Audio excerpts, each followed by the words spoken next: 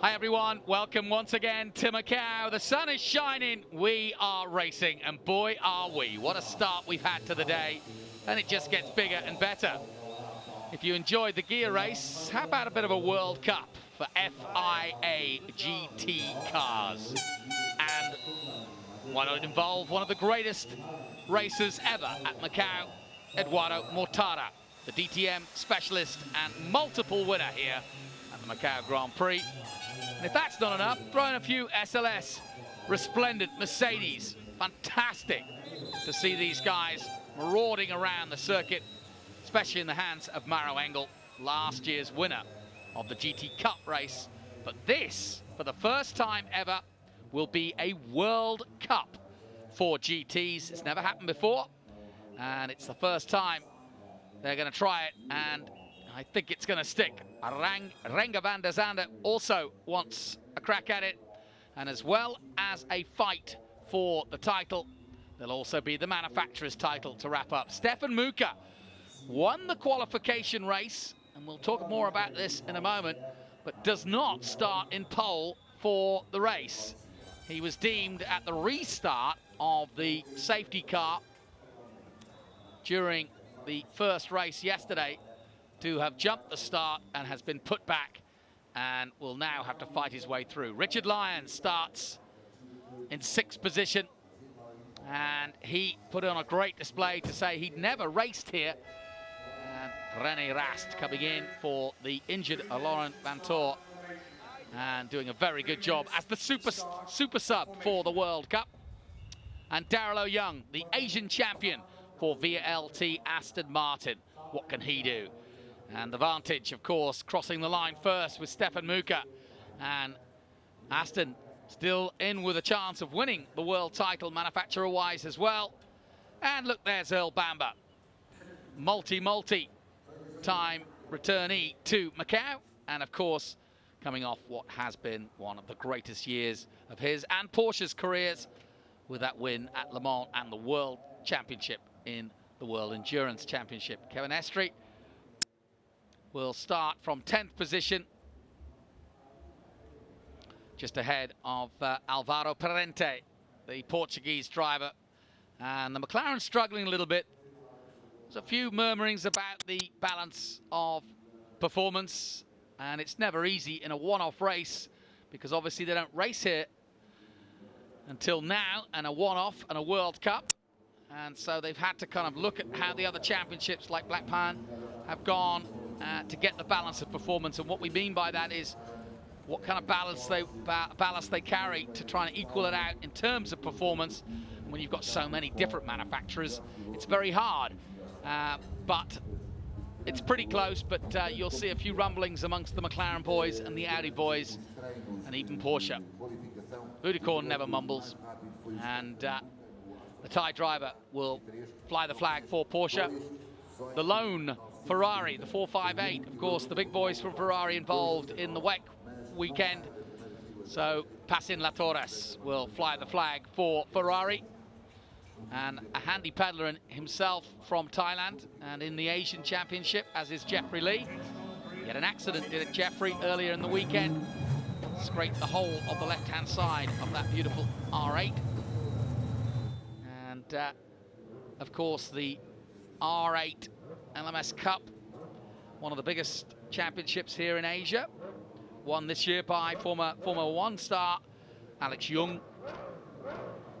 And as you can imagine, he takes a back seat when Eduardo Mortara comes into town, because Edo, as we know him, is determined to beat the Mercedes.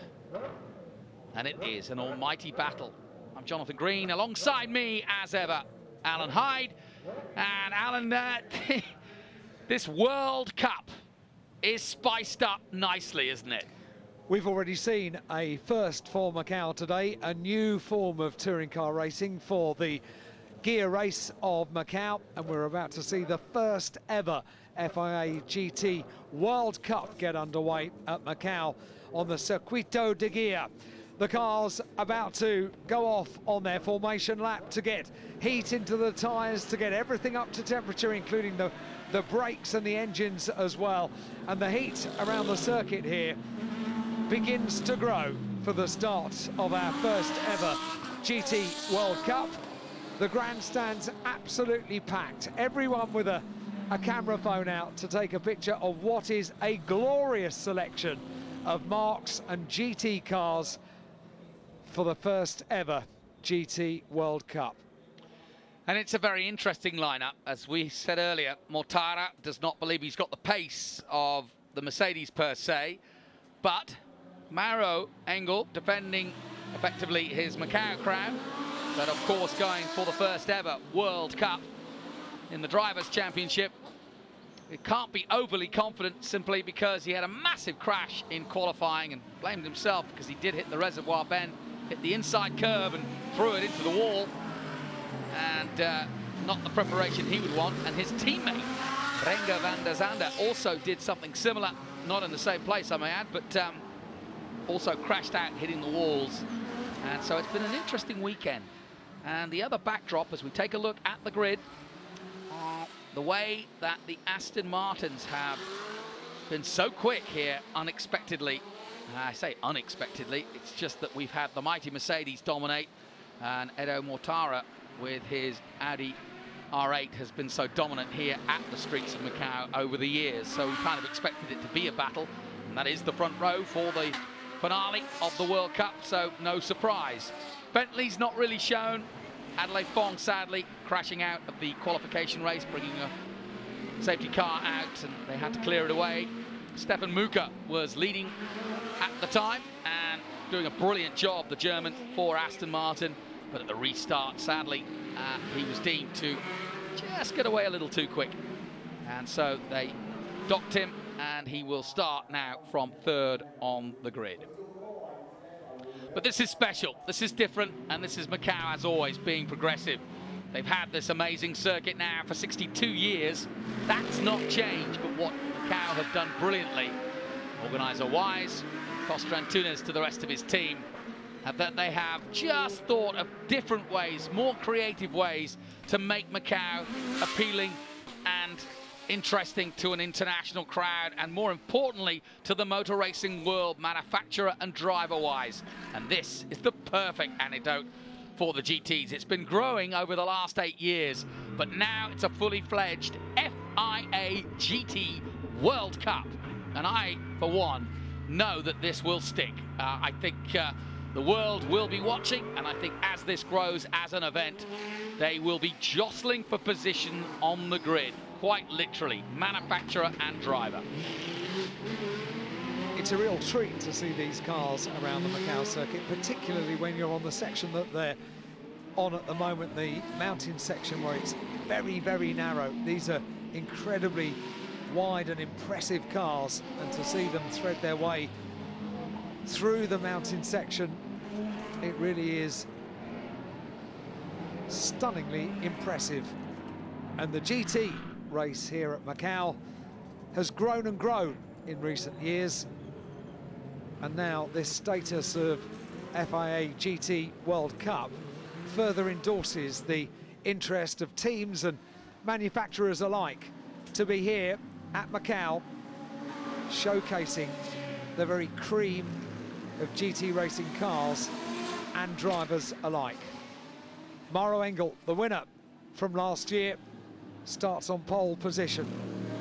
The Mercedes, although not crossing the line first yesterday, Stefan Merker was the man that did that, but later deemed to have been a little bit eager on the restart, and therefore we'll see him down on the second row of the grid. But his Aston Martin has been faultless, apart from that one little problem yesterday, which cost him the first race in the qualification race.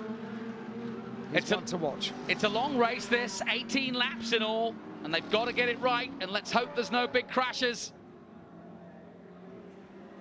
Away we go then, and an excellent start from Eduardo Mortara in the Audi, but he needs it, and he's chased hard by both the Mercedes as they head down towards the Mandarin. But the advantage right now is with the Italian, but for how long? Look at this, as both Mercedes slide by with unceremonious respect for the Mr. Macau, and Mr. Macau is lost in the fray as the Mercedes sweep by, and so too do several other cars, including Stefan Muka. Mortara fights back, but only just. Whoa! And through down the off-ramp, effectively, or at Lisboa, goes. Oh, and there's Earl Bamber, winner at Le Mans, but victim at San Francisco. Just tapping the rear of that Porsche as he dived through there. All sorts of drama at the start of this one. And I think that was Richard Lyons, possibly, who went down the off-road at Lisboa in the Aston Martin, who had started 6th place, of course. But Mortara, I've never seen anything like that. He got a brilliant start, and then, boy, was he taken out. Yeah, all of a sudden the Mercedes ganged up, didn't they? And were not letting the Audi get away at the start of the race. And Renger van der Zande came through to offer support to Maro Engel. The two of them got the better. And now look at the advantage going through police that Maro Engel has. Second place is Renger van der Zande, but that's the #1 car. The winner from last year, Maro Engel, leads. In second place is his teammate Renger van der Zande. Here we go. Here's a look at the replay. And watch the number 99. Yep, he just gets tapped by the second Audi, and the McLaren also helps him on his way, and out goes Lyons. Wow, what a start. And here's the tactics here. Remember, there's a World Championship to be won, or a World Cup to be won here, and Mercedes now are in a magnificent position to pull it off. Maro Engel will lead the race. His teammate can hold back the rest of the field, so to speak, or try to anyway, and that would give Mercedes a 1-2. They only have 2 cars, and the first 2 cars of each manufacturer will score points for that world title, so they've got to stay 1-2, but it does become interesting. And if Stefan Muka is going to do anything for Aston Martin, or Eduardo Mortara for Audi, and René Rast for Audi. By the way, it was René Rast, I think, who tapped Richard Lyons as they went into Lisboa, or didn't allow him to turn him effectively. Not his fault, but that's how it played out. And already building a 1.7 second lead now, Maro Engel. 17 laps to go, still a long way to go yet, and that is a point. Earl Bamber comes into the pits. What a shame for the 997 Le Mans winning Earl Bamber of New Zealand. And he did come together rather heavily at San Francisco, and that put paid to his hopes of becoming a World Cup winner. Watch the Aston Martin, currently in 3rd place. That's Stefan Muka, the black and gold Aston Martin. Let me hold you there. The start is under investigation, Alan Hyde. Wow. If we needed any more drama here at Macau, Goodness. let's throw in an investigation. Love it. Well, we're looking at Stefan Muka, the Aston Martin that took pole position for the qualification race yesterday. He was first across the line, didn't keep the win, started on the outside of the second row of the grid, but at the moment he's giving the second of the Mercedes a pretty hard time. That's the black Mercedes of Renger van der Zande as they make their way around police. And this is a 4-car battle that is allowing Maro Engel to get away. The Porsche, oh dear, oh dear. Yes, the forlorn sight of the beautiful LKM-sponsored Porsche 997, and sadly for poor old Earl Bamber, he's out of 2015, but he'll be back, I can assure you of that. And now it's a World Cup, I can assure you that many a GT driver will be back.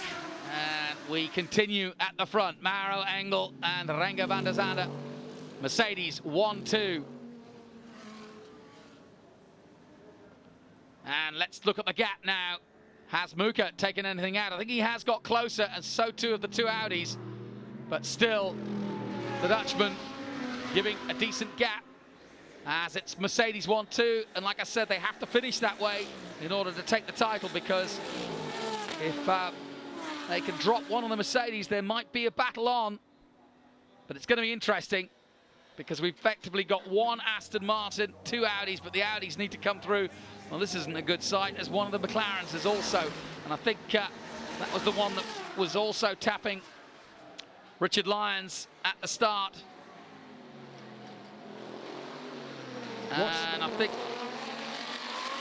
very close indeed. Muka now And if Muka's going to do anything, given that there's still a long way to go, 16 laps, but I still feel that if he's going to do anything, he's got to do it now. Yeah, he's got to do it now, because at the moment Renger van der Zande is doing a very good job of allowing Maro Engel, the race leader, to get away. He's holding up this group here, but Stefan Merker naturally is keen to get past as soon as he possibly can.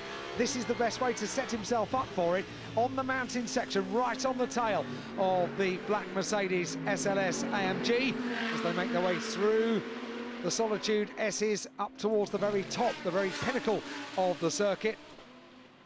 And I have to say that I think that, of course, Mercedes want to win the overall manufacturer's title, but I think they would give that up just to take the win here at Macau and the World Cup with their very own Maro Engel. And look at the damage, nasty, that McLaren. I hate to see these beautiful cars. Yeah. They're worth so much money. And I'm afraid that one is game over. Watch Stefan Merker. That's Kevin Estra, the Frenchman that's out in the McLaren. Up towards Melco hairpin, Stefan Merker in third place. In second place, oh, a little tap from Merker. A love tap to the Mercedes, telling him that the British-born Aston Martin is right there. The name is Bond. That little tap has cost him. He's dropped back a little. Just, yes, it has actually. And you've got to be careful. It's all very well, and there is sort of like lights flashing and intimidation with a little nudge here and there, and you can get away with it. But you can also lose time as well, so you don't want to be doing that too much. Losing momentum coming out of the Melco hairpin is really not what you want to be doing. So this time, Stefan Merker not as close to Renger van der Zande as he would have liked to set himself up for an overtaking manoeuvre on this part of the track. The gap 2.7 second now between the leaders. Last lap at 2:20.3 by Maro Engel, and look at him fly as he did last year. Confirmation there of that 2:20.354. That's a handy lap round here, and he really is pushing on, and well he might. He's got to be careful here. It's a double-edged sword. He made a rare mistake in qualifying, and he's got to be careful not to overcook it. And that's the one thing we've all learnt about Macau, is you do get to a situation where you're comfortable, you're enjoying it, but then it can bite so quickly. In a split second it can bite, and with those distinctive, instantly identifiable yellow and black barriers that line the track, they draw you in, particularly with these incredibly wide GT cars. They dwarf the circuit when they're in this part of the track. They absolutely dwarf the tarmac. So tight on the top part of the circuit. Stefan Merker sets himself up once again. I'm pretty sure there'll be no tap this time. It worked against him on the previous lap. Through police they go. Eduardo Mortara. Stefan Merker just jinks out to the right-hand side to remind Renger van der Zande, if indeed he needed reminding, that the Aston Martin is right there. Yeah, on paper, supercars or super sports cars, GT cars like this, doesn't seem to make sense because they're too big, you may argue, for this track. But the real factor, the real changing factor, is when you get the very best drivers in the world around this circuit, then it works completely and utterly, because these guys can be that precise. Lap after lap, 220 after 220. Incredible precision, incredible ability at the wheel and reactions, and that's what makes this so fascinating and why they've turned it into a World Cup. So then, another lap completed. 15 to go. And across the line, another good lap from Maro. And the gap already now up to 3.5 seconds. Stefan Merker's got a pounce if he's coming. Off into the distance and already down to the Mandarin. The lights are on Merker's car to try and let him know, let the Mercedes in front of him know he's coming. But I don't think it's going to do much. And Merker's got to be more than just lights on. He's got to be there. He's got to be more than intimidating. He's got to try and force him into a mistake. He's got to try and get in the slipstream. He's got to try and get past at Lisboa. He's got to force him into moving off his line, just as he did there. And that was good work by Stefan Merker, because Renger had to react, and that just slowed him down a little bit. But now Merker starting to pile on the pressure. Meanwhile, Mortara in fourth place. Doesn't like being that far down. I've never seen him that far down. And René Rast in fifth, his teammate. Parente, the Portuguese, is in 6th place. Darrell Young is 7th. The current Asian champion for GT Asia, 7th place overall. Marchali, another brilliant Audi driver, and Hong Kong driver like Darrell Young is in 8th position, ahead of the Japanese Ketasawa in 9th. Passin Latoras is in 10th position. Look at them, absolutely tied together. A 4-car train heads up towards the top of the circuit, and the conclusion of Sector 2 on the lap here at the gear circuit in Macau. Renger van der Zande in 2nd, Stefan Merker in 3rd. Look at this fake chain, it's amazing. They are tied together. They are a 4-car train. Mercedes, Aston Martin, Audi and Audi as they head up towards the Melco hairpin. No overtaking. Seen of a little touch from Stefan Merker 2 laps ago. No touch this time, no touch this time. And they head down. Yeah, he's just got the advantage, hasn't he, the Mercedes, coming out of the Melco hairpin and down towards Fisherman's. Renger van der Zande has got the answer. Yesterday, it was Maro Engel flashing his lights to Stefan Merker, wasn't it? And now it's full beam ahead for Stefan Merker in 3rd place, trying to force some kind of a problem, some kind of a mistake. And you know, if there is a mistake, he will pounce. He's right there. Now, this is the area on the circuit where Muka has to be quick and has to be good. The only chance he's got of getting past is getting tucked under and getting a slipstream from the Mercedes, and then trying to slip his way up the inside up here, but he's not close enough this time round, and he's going to have to wait another lap. 13 to go. Down through Lisboa again, through the gearbox, and 2nd gear, a little dab on the brakes, and then back up through the gearbox and up the hill. Much steeper than it looks on TV, I can assure you. And a lot of bumps throughout the climb up that hill, and a big one just before the turn in here into hospital and maternity. Down past Teddy Yip curve and on through the Solitude S's and the frightening tunnel-like part of this circuit. Wall after wall, blind corner after blind corner, but flat out and total commitment. You talk about blind faith in a motor racing car, this is it. Inch perfect for the both of them. Lap after lap, ultimate concentration, a dab on the brakes as they go around the right-hander at Police. Once again, Stefan Merker lets him know he's there. He knows all right. He knows very well that the Aston Martin is right there behind him in 3rd place. Right, technically what he's got to do is tuck himself right up underneath him, and he's doing just that. He can't overtake now until they exit out of the Melco hairpin, but when he exits out of the Melco, he wants to tuck himself right behind the Mercedes, and he's doing so. In fact, he almost taps him as he comes through. Right, now, get on the power early on the Aston Martin, get through the gearbox, up to 5th gear now, flat out through here, and then braking zone, down a gear, flat out in 4th gear, swinging it wide and closest to the wall as you dare. And Stefan needs to get closer to the number 2, but he's not there yet through our bend, again in 4th gear. And now back up, 5th, flat out now in top. And into Reservoir. Beautiful corner this. That's where Maro Engel went off. And he's got the lights on the Aston Martin. Can he bring it home? Beautifully done through Mandarin. Get some good drive through there, but again, he's not close enough to make a lunge. You can see how close he does get, but then it's game over, because from here on in, there's really nowhere to overtake. Or it's very hard, put it that way. The Audis are line astern. They're just waiting for, hopefully, this battle to kick off, and maybe they'll be able to catch up further. I think we heard Edo Mortara in the press conference yesterday saying that there was really not more he could do. He felt that the balance of performance wasn't what he wanted, and he couldn't really get on level terms with either Aston or the SLSs of Mercedes, and so that's it. But he was putting in similar times, and in fact, Mortara 220.7, and Rast 220.1. So the Audis are one of the quickest cars out there, so perhaps they could get on level terms or even past Muka.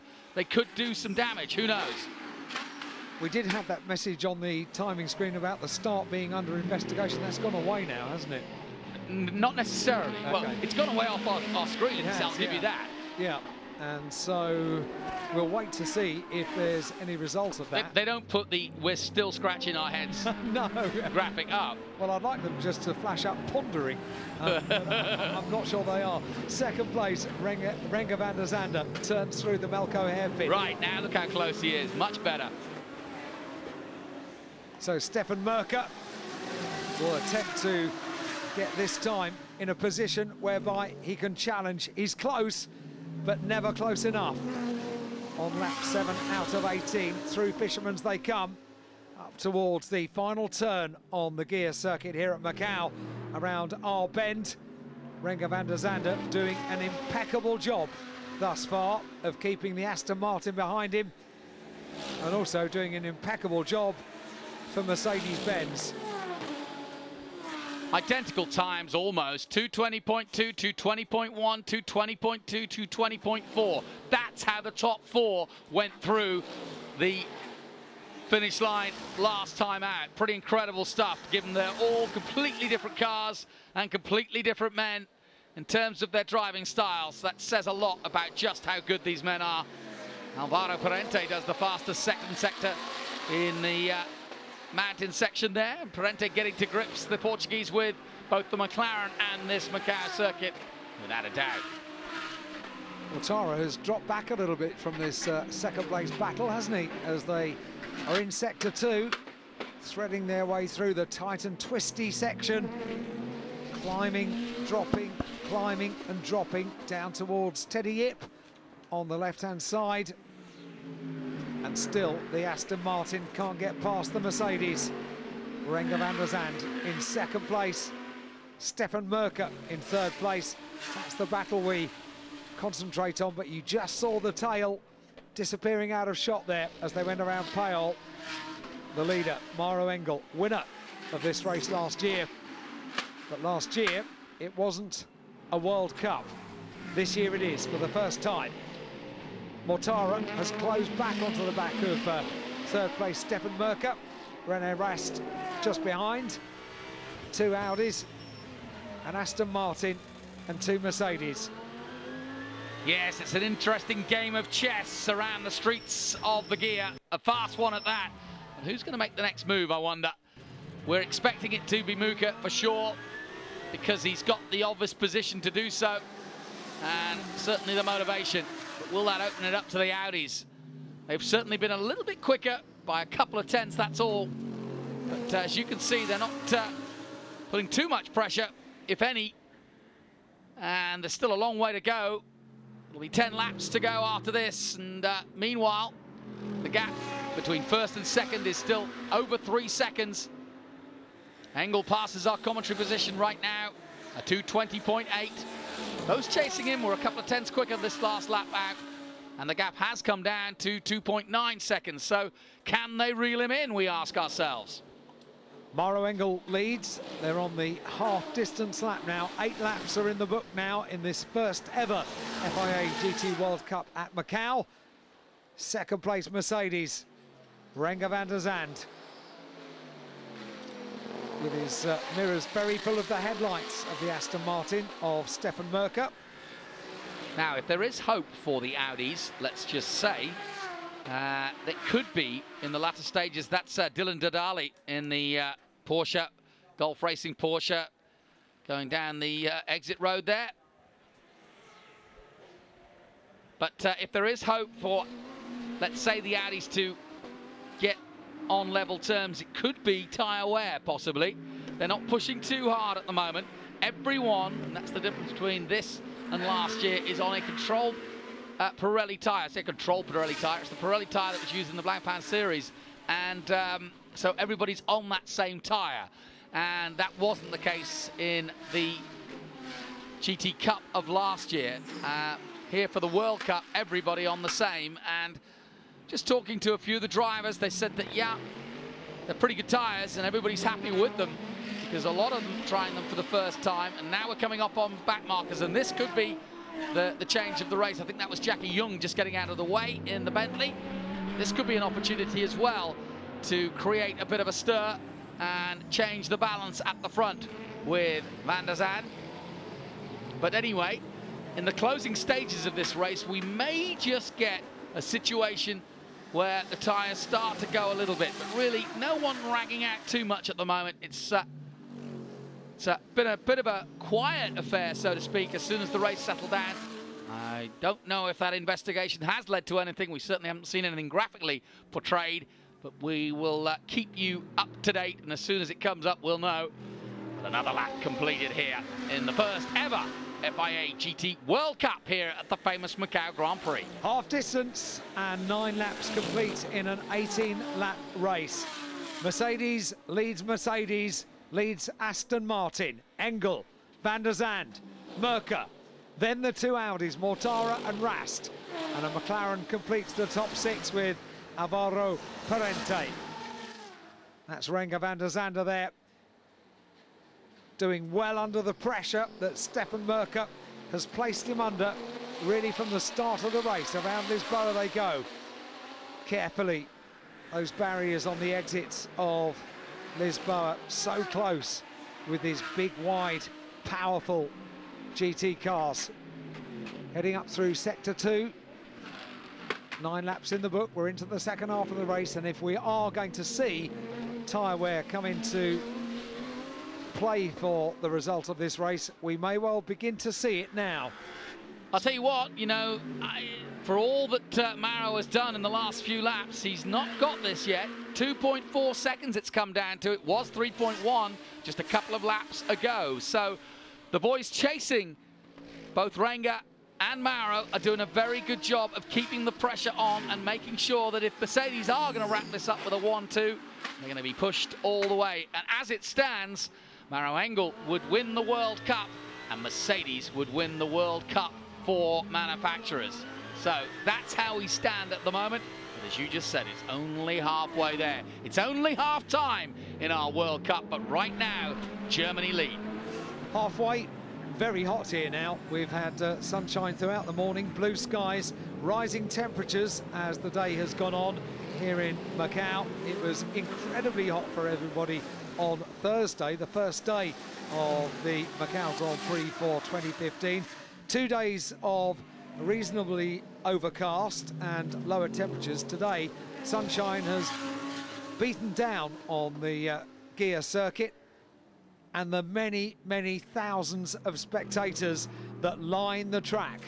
Stefan Mercer this time a little bit more dropping back into the hands of the Audi rather than on the back of the Mercedes. Yeah, it's starting to look like, if anything, Audi could possibly mount a charge and actually work together. Now, that is something I've seen Audi do here in the past, as we saw with the touring cars back in the day with BMW, that you can work together on this Macau circuit to move yourselves forward and maybe get a bit of a slingshot and a slipstream and push yourselves forward and then get into a position where you can challenge. And I think that's going to be the plan. And there's no question that in the last lap, Renger did definitely react to the pressure being put on him and has upped the pace just a little. And his last lap of 2:20.4, and that was 0.4 quicker than Muka, and that's the gap that's been created. That could be caught up, though, very quickly, and certainly in the back section of this circuit can be done, for sure. Mercedes, Aston Martin, Audi. And now Daryl Young up into 6th position in the second of the Aston Martins, with Alvaro Parente in the McLaren down there in 7th. Marchi Lee in the 3rd Audi in 8th place. The first of the Bentleys, Kitasawa in 9th place, the Japanese driver. And the Ferrari completes the top 10. 10 laps completed now in this first ever FIA GT World Cup. And here come the Audis, I reckon. Yeah, I think they're going to push on, and like we just saw, we'll see now an attrition. We'll perhaps see some more retirees or even slower cars, but not many slow cars out there. This is a bumper field. of brilliant drivers, and so therefore we're not expecting to see too many cars getting in the way of this battle for the lead. The green flags wave, and down the hill we come, down towards Fisherman's one more time. And René Rast was just a little quicker than his teammate in previous laps, and maybe he'll attempt to get past Mortara. And he is right there, tucked under and behind the number 6 of Mr. Macau, the Sink Tower sponsored number 6 Audi, a brand new LMS for the weekend. First time out, first time we've seen it in action. And by all intents and purposes, very, very impressed with the new Audi Mortara. But now can Rast maybe get past his teammate? The battle for 4th, as we can see. But it is just that, because they have lost the toe a little bit. And in fact, actually, in the last lap, Muka did a very good job. He just did a 2:19.7, the best lap of the race, and Muka's back in action because the Aston Martin has reacted well to René van der Zandt's previous lap before that. And Muka's up the ante with a 2:19.7, the fastest lap of the race. Now what can he do in this section up the hill? 11 laps completed out of the 18 for the first ever FIA GT World Cup here at Macau. And you're right, Stefan Merker has brought himself into line, shaken off the Audis, busy with each other, with René Rast right on the tail of Eduardo Mortara. And Stefan Merker can concentrate once again on not looking in his mirrors so much as looking at the tail of the Mercedes of Renger van der Zande. You know, it's funny, when you get a race like this, you start thinking, oh, well, this is how it's going to be, and it's not a very exciting race. And then suddenly, look at this. You get up on traffic, and the whole thing opens up, and that's what's just about to start happening. They are coming up on slower cars, and they are going to get in trouble. And here's the first of it, because they can't overtake this car in front of him right now, and it's John Shen in the Porsche. And look, Shen almost tapping the barriers. In fact, he does tap them twice, and he's in trouble, is Shen. And he may not be a problem, or will he? He tries to, he does get out of the way. And wait a minute, puff of smoke, and that's a big, big puff of smoke. And up in smoke goes the SLS Mercedes. And I don't think it's the tyre. He's hit the barrier, I think. And he's still holding off Stefan Muka for now, but Renger van der Zandt is in trouble, and that Mercedes is going nowhere fast. Stefan Merker will pounce any moment now. He's poised and ready. He can see that the Mercedes in second place is in trouble, and with limited visibility with that smoke coming off the back of the Mercedes, Stefan Merker, lights ablaze, is going to have a look. Not yet. Not able to have a look quite closely enough. It may be just bodywork that's just rubbing on the tyre, because it's not really affecting him that much so far. What an amazing lap this is going to be for Renger. And he tries to defend, and he can take both of them out. And through goes the Audi. Mortara pounces at the perfect time. Go on, Edo. Yes, he does. Eduardo Mortara gets through, and both the Audis get through. They've got a chance of winning the world title now if they stay like this. What an incredible 2 corners we've just witnessed here at Macau. The World Cup is on the line, and Audi have just stepped up. What an own goal by Mercedes. All of a sudden, this World Cup becomes a light, and all because a little bit of bodywork damage for the Renger van der Zande second place Mercedes, and before you know it, 2 Audis are through, and Stefan Merker is through, and the whole complexion of the race and the World Cup changes. At last, that bit of rubbing bodywork is gone for Renger van der Zande. I'm going to say that's the good news for him, because now he can get back to racing. If the tyre isn't too badly damaged, which it could well be, but it can't be that easy to race with a car that damaged. But here we go, we'll soon find out. What a moment that was. And I can only ascertain that as John Shen was sort of getting in the way there in the Ferrari as a back marker, it may have been a lapse of concentration, but Renger van der Zande certainly didn't come together with anybody else. It must have been at Melco, and it must have been into the barriers, and I think he just, as he exited here, just tapped the side wall there. amazing. Or maybe just as he came down after the Melco, with Shen on the right-hand side, he tapped the left-hand side as he was trying to avoid Shen. Interesting times. The tyre or the car or a combination of the both of them are not perfect for Renger van der Zande now, because the Audis have gone through second and third. Fourth place Stefan Merker in the Aston Martin, and Renger van der Zande has a bit of ground to make up. I'm not sure he's going to be able to make up that ground now that bodywork is gone. That's good news for him. This is the race leader, Maro Engel, on lap 14 out of 18. And this race really has come alive now, the World Cup as well. Well, I'm going to send you on mathematics tour, because I want you to work out, if Maro Engel finishes first and Renger finishes fifth, what does that mean for the World Cup in terms of the manufacturers, with Audi second and third? We'll work that one out later. But safety car. Safety car. Safety car is out. Ooh, now it all changes again. So, very, very interesting. Audi are back in this game. Well, I'll tell you what, the Audi team have just been given a lifeline. That safety car is like getting a few $1,000s more chips at the gambling table of Macau, because now they're in the game. And it's their deal. So the first safety car in this first ever FIA GT World Cup. It's quite astonishing that we got this far without having the necessity for a safety car, but it comes out now. Everybody brings themselves down to almost walking pace as they go past the stricken vehicle. And yeah, well, they almost come to a complete stop on board with Eduardo Mortara,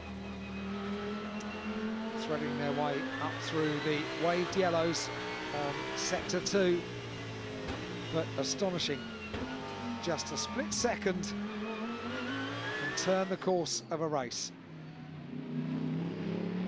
And incidentally, that's also going to bunch the field up to negate the advantage that Maro Engel had at the end of lap number 13, which was 8 seconds. Yeah, and that's probably the biggest part of this story. Two things have happened, is that all the advantage that he had has gone, and also Audis have slipped through to second and third. An amazing turnaround, isn't it? It really is. Teams look on, and we await to see how long it's going to be with the safety car out on circuit. So the recovery of the car, which has stopped on track.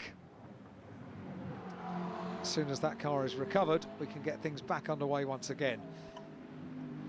Mercedes, Audi, Audi, Aston Martin, Mercedes, Aston Martin, McLaren, Audi, Bentley and Ferrari are the top 10.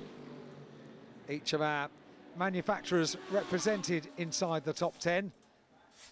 Here's another look at how they touched. Maybe this was, well, he'd already done the damage at that point, but this could have ended in tears.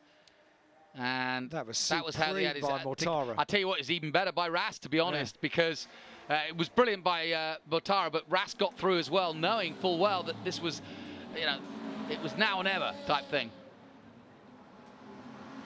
Oh, this is going to be fun. And it's going to be an almighty scrap, just what we wanted in this World Cup. Well, we are going into extra time, and it ain't going to be any penalties. The only penalties that we're going to see are going to be for jumping the start, I would have thought, but what a World Cup.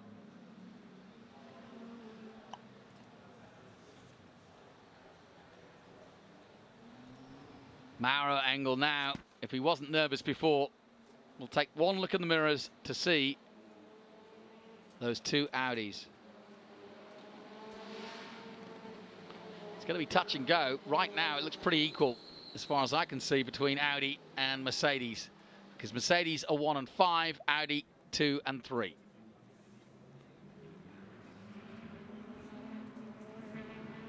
Either way, Mercedes and Maro Engel could take the Drivers' World title. Audi, watch on. The big boys from Audi are here. The big boys from AMG are here.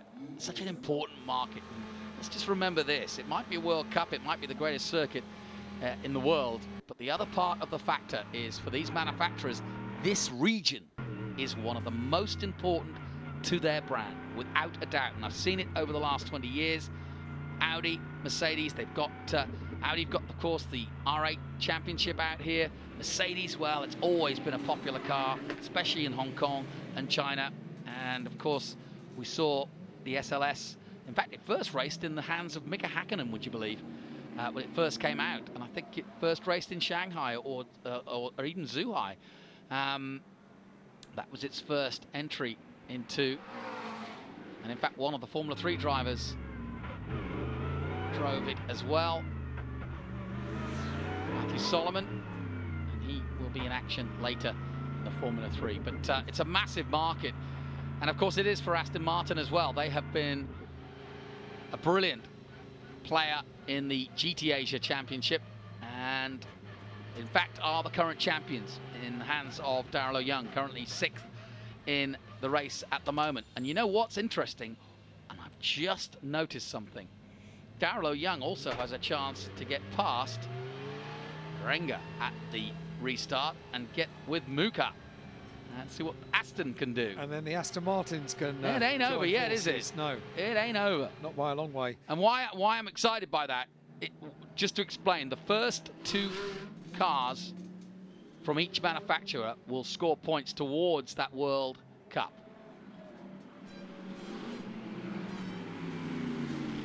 And interestingly enough, Renger van der Zand's team manager, Mercedes team manager, has been asked to go to race control immediately.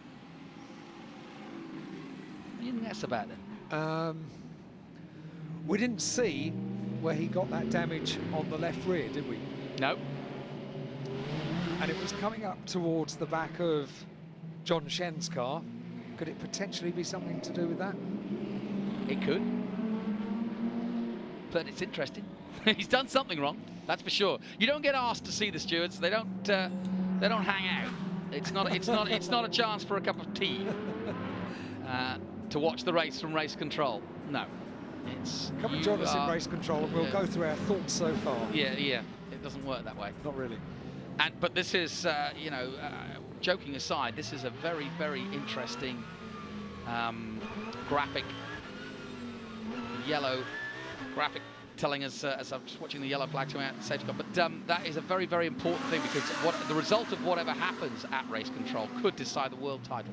Or could this relate back to the earlier investigation into the start procedure? Okay, that might be, yeah. Just to throw in another. Yes, absolutely, good permutation, good call, Alan Hyde. Here we are then, it's Macau Grand Prix, it's the first FIA GT World Cup. Jonathan Green and Alan Hyde bringing you the action around the world. Wherever you're tuning in, we hope you're enjoying this first ever World Cup. And it's been exciting so far, and it's just about to kick off again. And Mauro Engel did all the hard work, but unfortunately, it's all come to naught, because if you know Eduardo Mortara and you know his history here, you'll know that he will do everything. If there's one guy that I would put my money on, and I'm not a gambling man, but we are in Macau after all, I'd put it all on number 6, Audi's Mortara, to pull it off.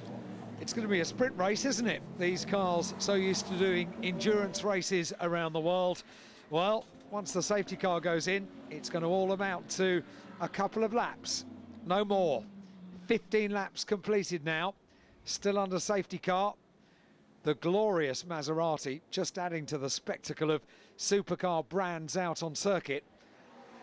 And I just know there are GT drivers the world over tuning in, watching this, going, I want in on this action. Oh yeah, book my flight to Macau. I'm coming to take on these boys next year. What a glorious spectacle it is. So many different manufacturers and brands and cars that we can only dream of to drive on the road. And you're right, this is a very important market. You can hear quite a few of these supercars driving around the streets of Macau at night time once the circuit is closed. Some very nice engine noises coming occasionally around the streets of Macau. And still under safety car. We're on lap 16. There is Mika Hakkinen. Talking to Mika Hakkinen, there he is. There he is. And runner-up, of course, back in 1990, he's texting out that he's on telly. I'm on telly. Hello, Mika. Two-time world champion, and of course, the man who took on Michael Schumacher right here at Macau. You know, the story that was Mika versus Michael started way back here at the Macau Grand Prix, lest we forget. And funnily enough, history began between those two right here, and the story of Michael's winnings and Mika's following him up and frustrated by it. And I have to be honest, when Mika did come here in 1990, all he had to do was follow Michael home to win the Formula 3, but he didn't do it. He had to try and overtake Michael, which is Mika. You wouldn't expect anything more from him. And he had to try and get past him, and it didn't come off, which is why I say the same is true. Read Mika, now you can read Eduardo, because he's got exactly the same attitude. The win at Macau is just too tempting. Love to see Abba Hakkinen back in the car next year. He's driven that SLS here in Asia. He looked very... And I mean, competed in it. He was in GT Asia. He looked rather comfortable watching, didn't he, down in the pit lane? Very happy. Good to see. So there's no question he could throw himself in the car. It's great to see Mika at this time in his career, or retirement of, because he's just such fun. He was always fun as a up-and-coming Formula 3 driver. I'll never forget one cold morning at Donington. He won a race. Did a little interview with him, and I said, so, pretty good, huh? I said, what are your ambitions then? And he said, I'm going to be world champion. And I went, oh, just like that? And he went, just like that, yeah. And I just thought, from there on in, okay. He was right. he was right twice. He was right twice. But I love that. It's a bit like Jordi Oriola saying today in an interview, I am a great driver, and I'm going to prove it. You need that confidence. You do, and as I said, that's why it sticks in my memory. Oh, what? John Shen's caused another incident, and now we've got a complete car park of millions and millions of dollars here at Macau. Well, poor old John Shen, he had the blazing flames and the skull and crossbones on the car, but sadly the 68 is in the wall, and I can't believe he's just done that under safety. And now, whoa, put the kettle on. Red flag. No surprise. Now, what does that mean?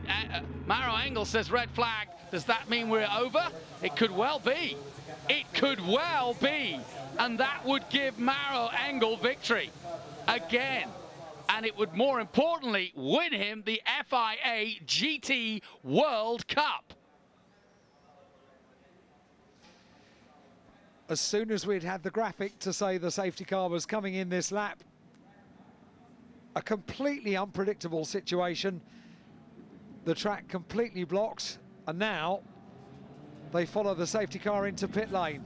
Incredible scenes here at Macau, and the last-minute goal that we were expecting to see here in this World Cup final did not come, and it's ended with John Shen in the wall at Moorish Hill. But more importantly for Mauro Engel, he was the man leading the race, as he has done all day long. And what started with a big prang at Reservoir Bend in qualifying has ended up with the first World Cup for the German and Mercedes for the FIA GT World Cup. Well, Macau is anything but surprising. It's always something, isn't it? You just never know at Macau. So Mercedes celebrate. AMG have done it. Mika Hakkinen in the middle of it all.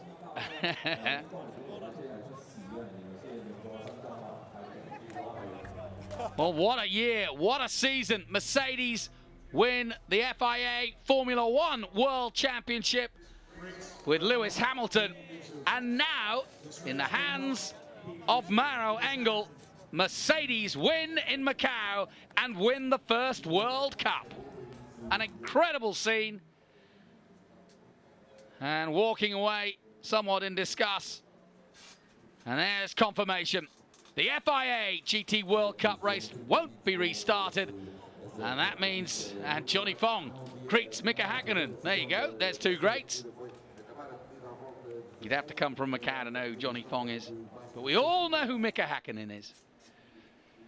What a day, what a moment. What a way to end. Alan, I'm still somewhat bemused by all that, but not that surprised. It was a hugely surprising shot, wasn't it? All of a sudden it came on screen. The last thing that you would expect on the lap that you've just found out that the safety, and the drivers would know, teams would have conveyed that message, the safety cars coming in this lap. So to have, as you say, quite rightly, a very expensive car park under safety car before the race got back underway. Astonishing, absolutely astonishing.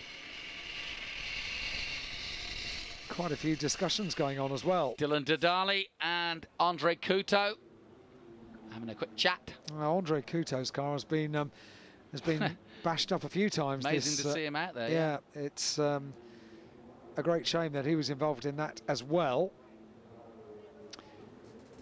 Confirmation officially coming through that the race will not be restarted. Certainly that was the assumption, but now it comes through officially on the timing monitor as well. And Maro Engel, 2 years running, has been top of the podium at Macau now. But this is the one he wanted. This is the real one. This is the one he wanted. They upped the ante by creating a World Cup to the FIA and a GT World Cup, and I think it's here to stay. No question about it. And it's, well, there's no way Mercedes aren't coming back to defend that title. Happy man. Why don't they put a third car in? Let's put Mika in to join them next year. That's what I say. What a great idea. Keep saying it. It'll happen. That wasn't a happy Maro Engel that we saw at the end of qualifying, was it? Well, and here's the story of Macau. Obviously, you guys tune in sometimes to just the race, and we've been with it for 4 days, and Alan's exactly right. When we went to the press conference, Maro was crestfallen and felt as though he'd let down the mighty Mercedes, and you don't want to do that when you're a factory driver. And that's your meal ticket. And he said, it was my fault. I hit the inside curve at Reservoir Bend and pretty much took out the car completely, which they had to rebuild. And I may add, therefore only did one flying lap, which could have been not enough to get him anywhere near the front of the grid, but it was good enough to get him third. Which was in itself quite remarkable. He had only done one flying lap. Yeah.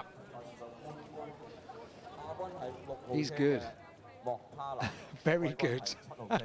And is enjoying every single moment of this victory. And that's what I'm enjoying about where we are currently in motor racing, where the manufacturers now are taking young drivers, fast drivers, and bringing their careers forward and giving us, the fans, something really interesting to watch, which is great young drivers with the greatest cars, the greatest marks in the world.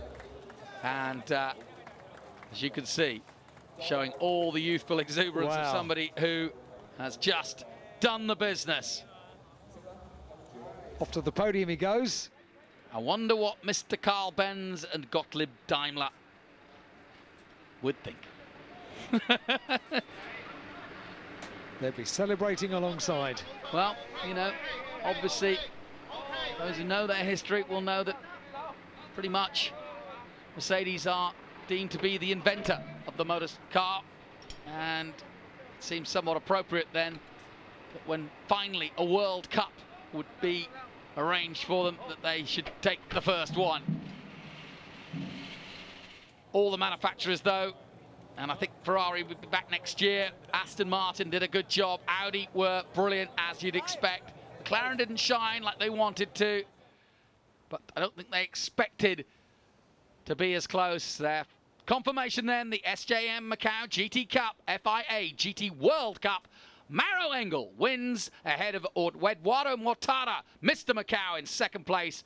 Audi second and third. René Rast of Belgium in third. Stefan Muka, who won the first race but then was penalised for a jump start at the restart, was fourth.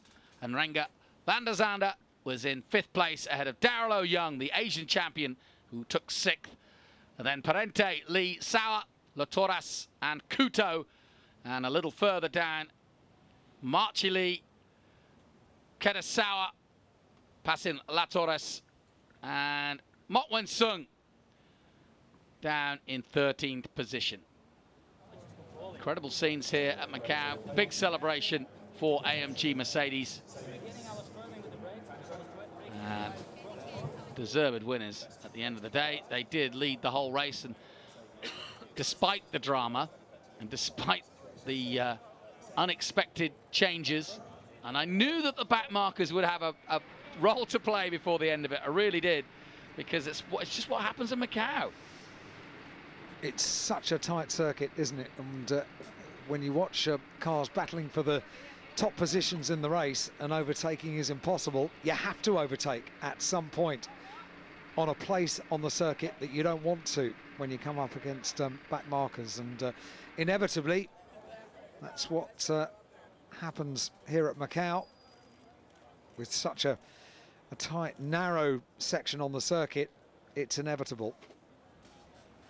Podium coming up for the first ever FIA GT World Cup, the SJM Macau GT Cup, of course, which we've seen in the glorious sunshine of Macau in spectacular style. They have provided us with a large percentage of entertainment over the last 4 days, have they not? Oh, without a doubt. And it's been an incredible weekend in many ways. There's Dylan Didali getting an excellent lesson in reverse as they try to pick up his Porsche. They have got it.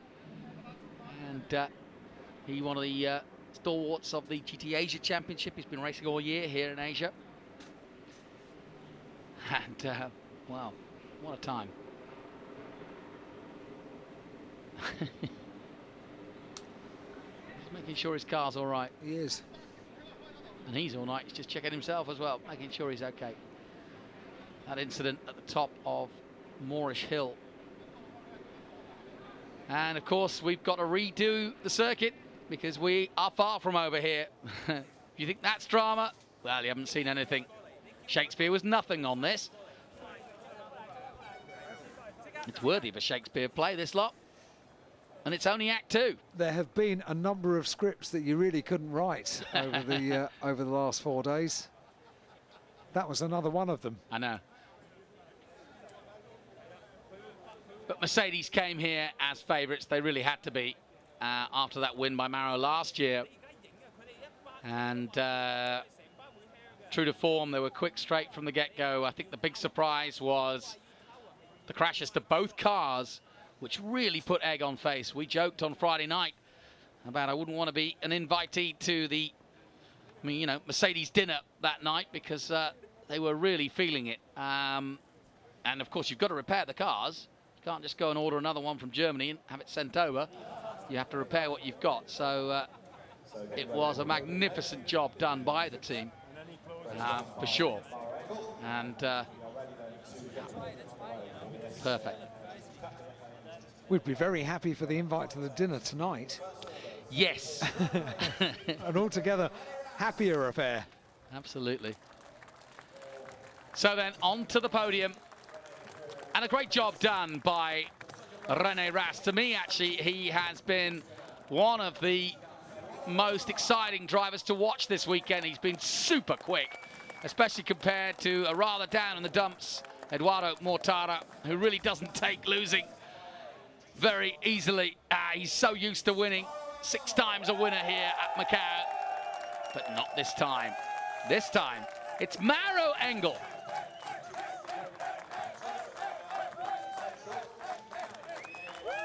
And Germany have won the World Cup in soccer many a time, and now they're winning the World Cup in motor racing. Somewhat appropriate.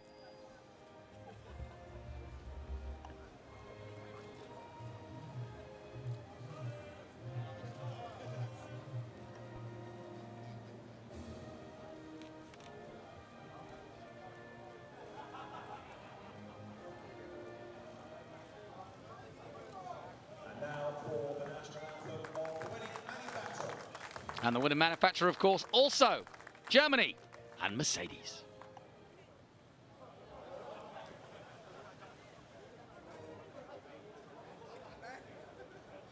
So, let's have the trophies. Let's move to the presentations. And for the race winner, Macau ENG, can I ask please Dr. Ambrose, the SJM Chairman of the Board of Directors of SJM, to step forward with the garland and with the trophy for the winner of this year's SJM Macau GT Cup, FIA GT World Cup. Dr. Ambrose hands over the garland and a very impressive trophy.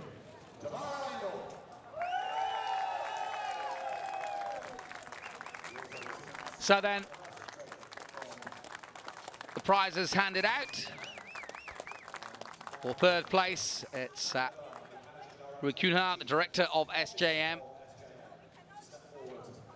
And handing out the second place prize to Eduardo Mortara. Angela Leong. There'll be a lot of jealous girls in Macau. He is still the ladies' man for sure.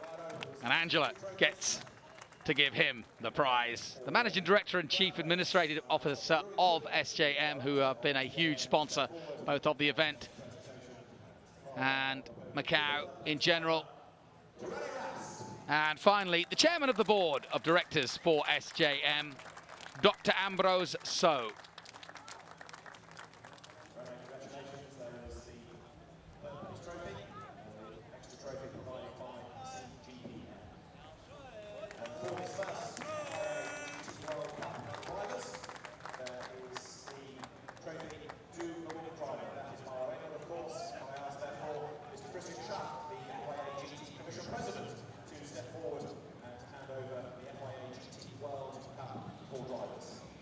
Now, the World Cup for drivers.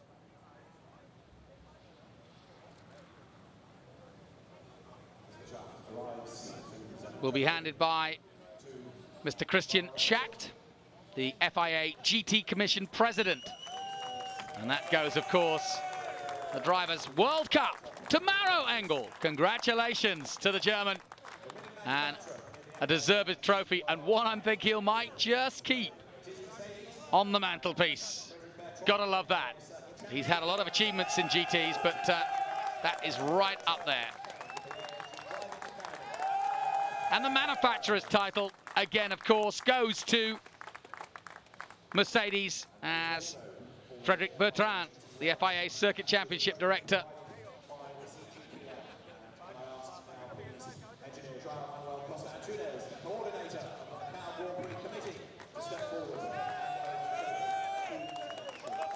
and of course, the engineer himself,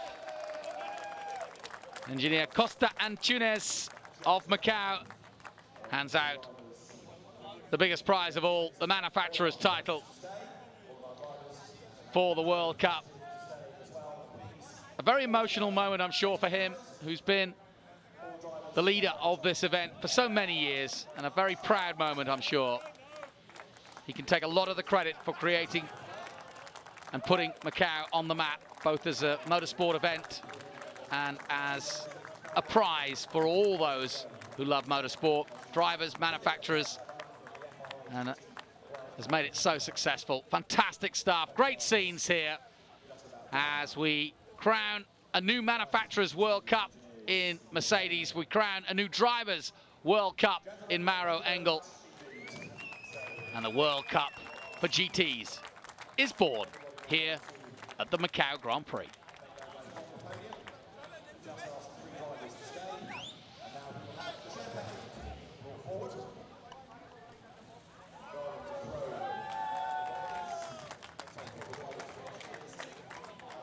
Yeah, I think you're right. I think the AMG party might be the one to go to tonight. I take it all back. I hope they weren't listening to my jokes on Friday. Yes, the invitation is in the post. You'll get it on Wednesday. Yeah. This is going to be a celebration. Or not. Cheers. Cheers.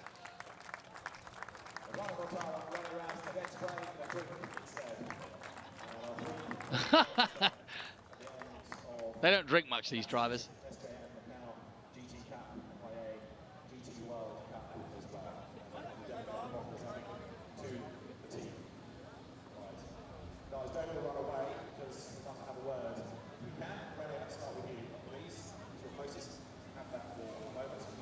So, as they celebrate and talk to David Addison, who of course is the track commentator here at Macau for the 80,000 strong crowd, to hear from the drivers, we'll just savour the sights and sounds for a moment. And I'm sure in a moment we'll also look back at what has been a most dramatic FIA GT World Cup, the first ever in the history both of Macau and of GT racing worldwide. But there is the new World Cup winner, Maro Engel of Germany, somewhat poetic. A German driver representing the German World Cup winning manufacturer. What a year it has been for Mercedes-Benz.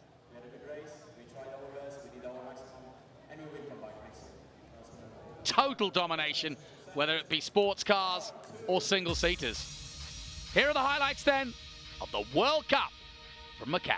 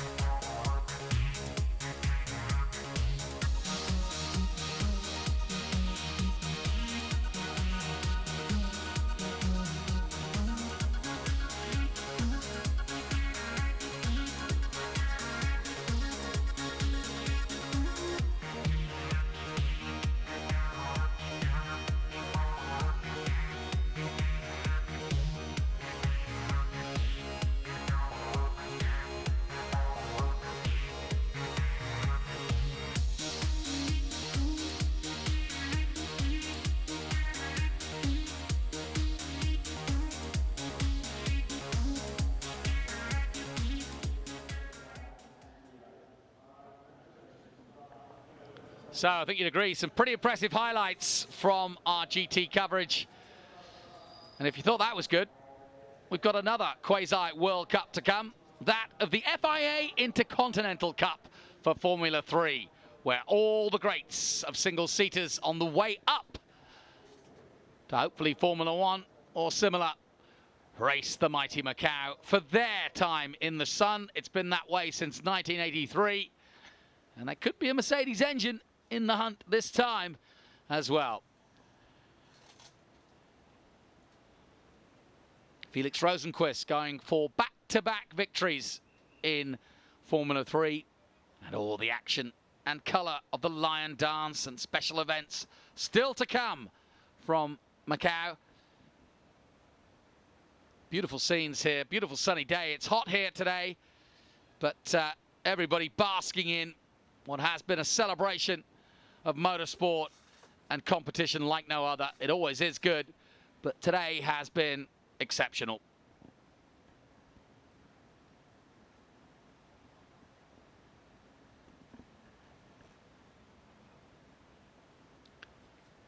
Just to confirm that result, Maro Engel, Eduardo Mortara second, René Rast in third, Stefan Muka in fourth position, the first of the Aston Martins, and Renger van der Zande in fifth place, with sixth place going to Daryl O'Young. Let's head down now.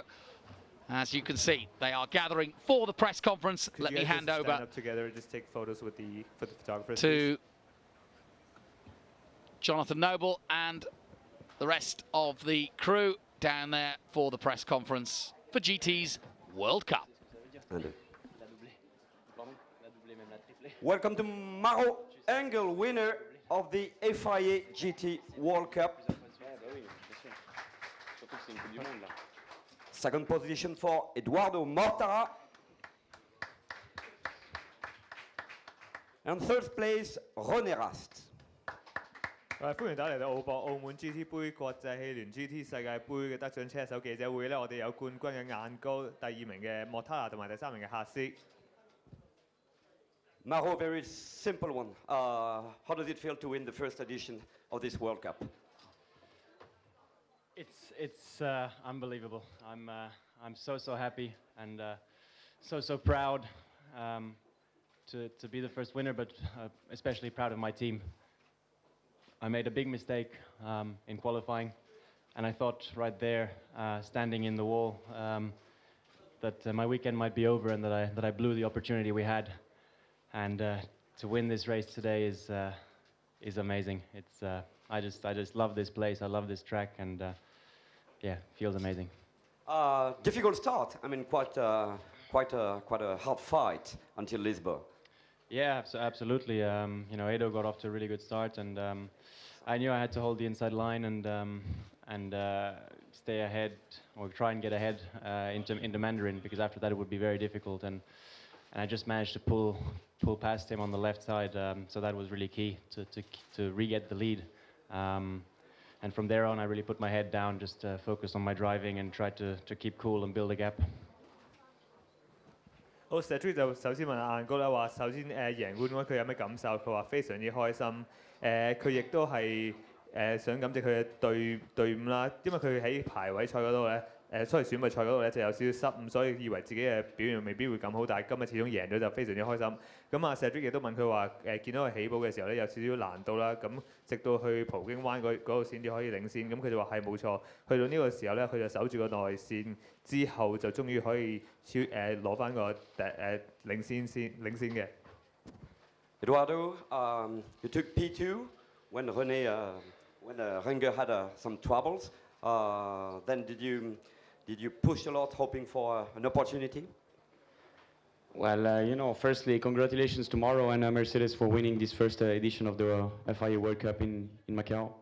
I think today they were simply quicker, and we were pushing out to try to get the best result possible. And yeah, the only opportunity we had was when Renger was fighting with Stefan, and I was actually looking for that, and could see a little bit how I was going to overtake them both. I think Renger had a problem because I think Mika went into him. He had some damage on the rear left, so was trying to get this opportunity, and it worked. Yeah.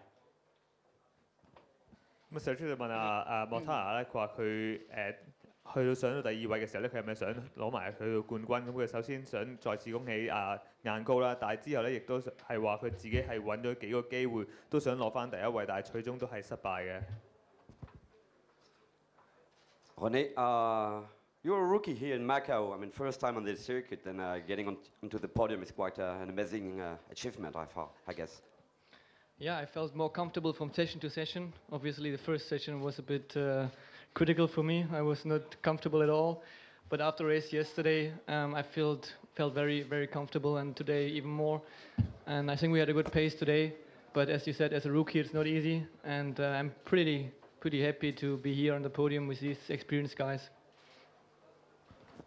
咁啊 ，Cedric 就問夏斯咧，始終佢第一次嚟澳門，佢入到頭3名嘅，佢有咩感受？咁佢話非常之滿意啦，因為佢始終係比其他嘅車手經驗比較少啲，但係就佢開第一次喺呢個賽道嘅時候咧，就發覺有好多難度啦，但係慢慢就開始熟習咗，所以佢最終都係非常之滿意自己嘅成績。Question for Sven Schulz, who joined us, Chief Mechanic. Jochen Bitzer, Head of AMG Customer Sports. Yeah, sorry. They changed. How does it feel? I mean, quite a difficult weekend. Car crashed, and then a lot of work, and you finally recovered. Yes, you're right. The weekend started very good with the practice sessions, and in qualifying, unfortunately, both cars crashed. And the mechanics and the engineers, they did a very, very good job overnight, and they prepared the cars perfectly for the qualifying race. And at the end, we could win the qualifying race, and had a good position for the race today.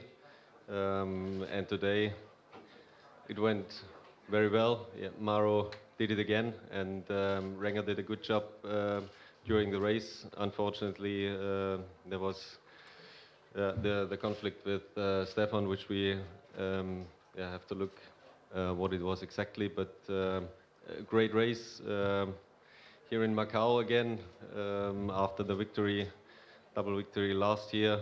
Thank you to the organizers. This is a great event, and we for sure will come back.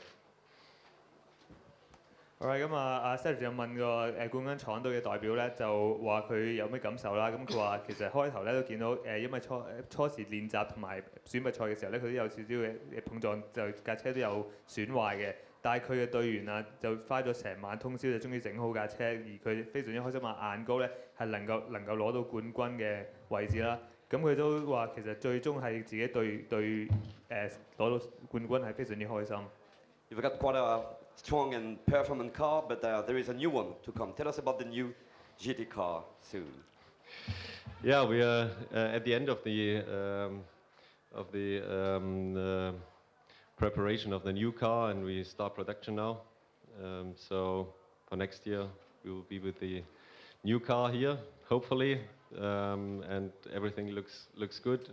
Audi, they have already their new car in place, so we will look forward to a hard competition next year again, and hopefully it will end like this year, or even better.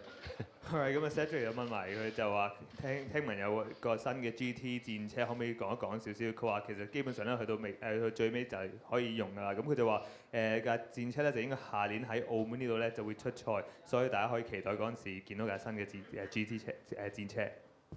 Any questions from the floor? No. Thank you, gentlemen.